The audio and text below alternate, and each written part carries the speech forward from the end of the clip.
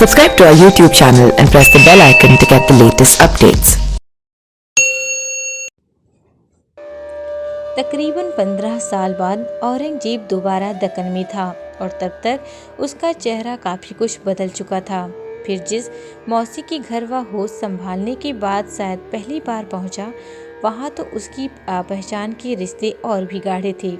वह जैसे ही जमीन पर गिरा, महल भर में शोर मच गया कि कोई जहीन सा दिखने वाला शख्स बगीचे में बेहोश हो गया है।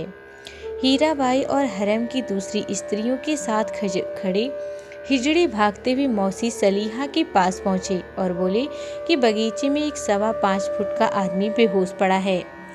सलीहा ने पूछा, कैसे? हिजड़ा बोला, हीराबाई ने छेड़ा। उसने उस शख्स को जाने चढ़ाने के लिए या जाने रिझाने के लिए एक आम भी तोड़ दिया है। आम तोड़ दिया? उन पेड़ों से तो आम तोड़ना सबको मना है। जानते नहीं, वे पेड़ हमने खास श्रीलंका से मंगवाकर अपने भांजे औरंगजेब के लिए लगवाए हैं। जी सब जानते हैं, लेकिन हीराबाई को कौन बोले? अच्छा चल दिखा तो सही, कहाँ पड़ा है वह शख्स। सलीहा बानों को लेकर हिजड़ा मौके पर पहुंचा। मौसी की नज़र अपने भांजे पर जैसे ही पड़ी, वह वहीं पर पछाड़ खाकर बैठ गई और खुदा के साथ बैठी मुमताज बेगम से एक सांस में हजारों माफ़ी मांग डाली। दौड़कर भांजे का सिर अपनी गोद में लिया, बंदियों से बोली, पंखा झालो। मगर बगीचे में पंखा कहाँ।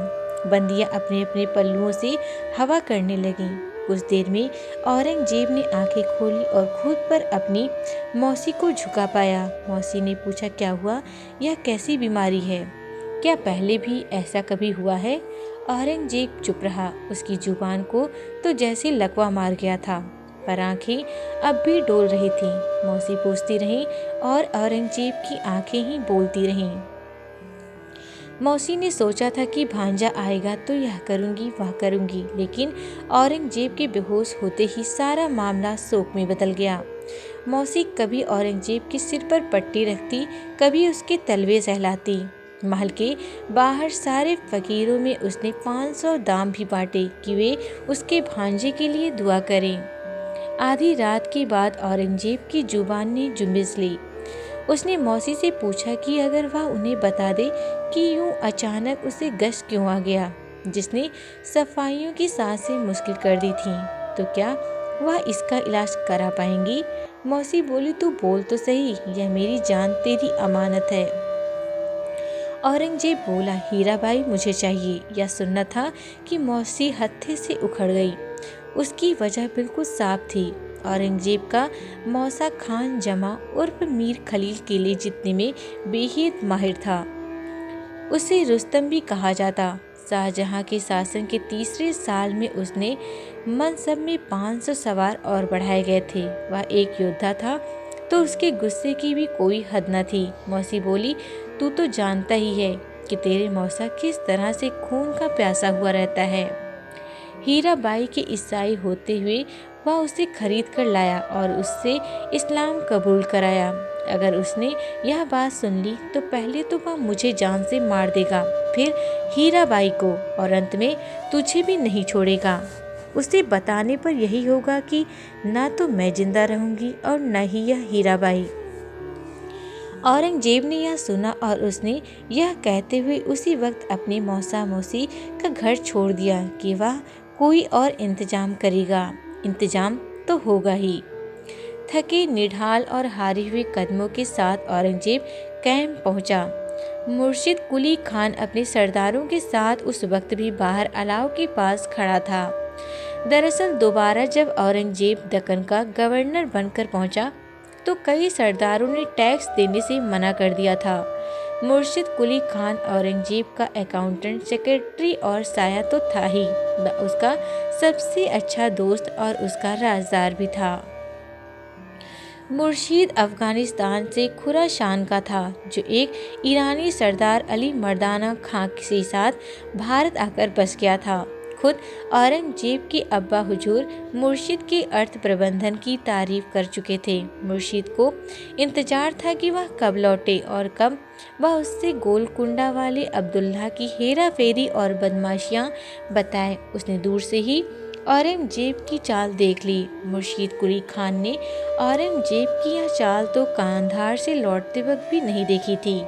जब औरंगजेब सफाइयों से कहीं ज्यादा अपने अब्बा हुजूर और अपने भाई तारा से हारा हुआ महसूस कर रहा था, तब भी उस 80 किलो के इंसान के कंधे तने हुए थे और चाल में मुगलिया तुर्श थी। लेकिन सामने से जो औरंगजेब आता हुआ दिख रहा था, ऐसा लग रहा था कि जैसे किसी सूफी संत को खुदा ने डांटकर भगा दिया हो।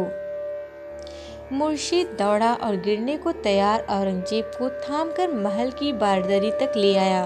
आधी रात से अधिक का वक्त बीत चुका था। बारदरी बिल्कुल खाली था। धीमी और कमजोर आवाज में औरंगजेब ने पूरा वाकया मुर्शीद से बयान किया। बीते एक दशक में मुर्शीद ने ऐसा औरंगजेब कभी नहीं देखा था। कुछ देर तक उसने सोचा, फिर बोला, मेरे पास एक जुगाड़ है। क्या? औरंगजेब ने पूछा। क्यों न मैं मीर खलील को मार दूं, फिर उसके हरम पर आपका कब्जा होगा। हाँ, बदले में हुकूमत मुझे भी मार देगी, पर आपको तो हीराबाई मिल जाएगी। बात आपके और मेरे ही बीच रहेगी, किसी को कुछ भी नहीं पता चलेगा। औरंगजेब बोला, नहीं, ऐसा नहीं हो सकता। मैं अपनी मौसी को अपने हाथों से विधवा नहीं बना सकता। दूसरा कोई उपाय सोचो। अब दोनों दोस्तों ने तय पाया कि आज की रात तो जैसे तैसे आजाब में काटनी होगी। सुबह देखते हैं कि क्या इंतजाम हो सकता है। मुर्शीद कुली खान सुबह होते ही मीर खलील के दरवाजे पर हाजिर था। सलाम दुआ और गोलकुंडा के हालचाल के बाद मुर्शीद कुली खान ने मीर खलील को अपने आने की असल वजह बताई। मीर खलील पहले तो बहुत नाराज हुआ, कई बार औरंगजेब से युद्ध तक करने को तैयार हुआ, पर मुर्शीद औरंगजेब के सबसे अच्छे मैनेजरों में भी टॉप का था। रात भर उसने पता लगा लिया था कि मियाँ की नज़र औरंगजेब की हरम में मौजूद किस स्त्री पर है। उसने तुरंत प्रस्ताव दिया कि आप चाहें तो हरम से स्त्रियों की अदला बदली भी हो सकती है। अब मीर खलील थोड़ा नरम पड़ा। मुर्शीद बोला, हुजूर चाहे तो छतरबाई आपके हुजूर में हाजिर हो सकती हैं। काफ़ी देर तक सोचने के बाद मीर खलील मान गया, क्योंकि कुछ भी हो, छतरबाई को देखकर वह औरंगजेब की तरह बेहोश तो नहीं हुआ, पर उसके दिल में छतरबाई को लेकर एक चोर बहुत पहले से रहता था।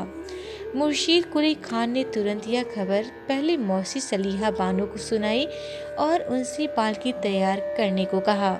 दूसरी ओर एक संदेश वाहक बुरहानपुर महल की ओर दौड़ाइयाँ कि वहां से छतरबाई को तुरंत लाया जा सके।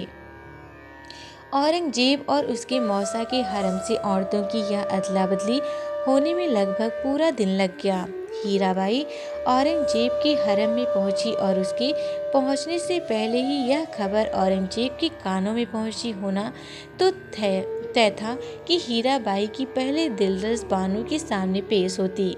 उसे अकबर के बनाए नियम के तहत जैनाबादी खिताब होता, मगर औरंगजेब की बेचैनी के चलते यह रस्म उस रात मुलतवी करा दी गई। हीराबाई को सीधे औरंगजेब के कमरे में पहुंचाया गया। कांधार हारने के बाद औरंगजेब की यह पहली जीत थी। सफाइयों से वह 3 साल जूझा था, पर यहाँ एक दिन में ही हीराबाई जीत ली थी। लेकिन मुर्शीद कुली खां अब ज्यादा चिंतित था। Subscribe to our YouTube channel and press the bell icon to get the latest updates.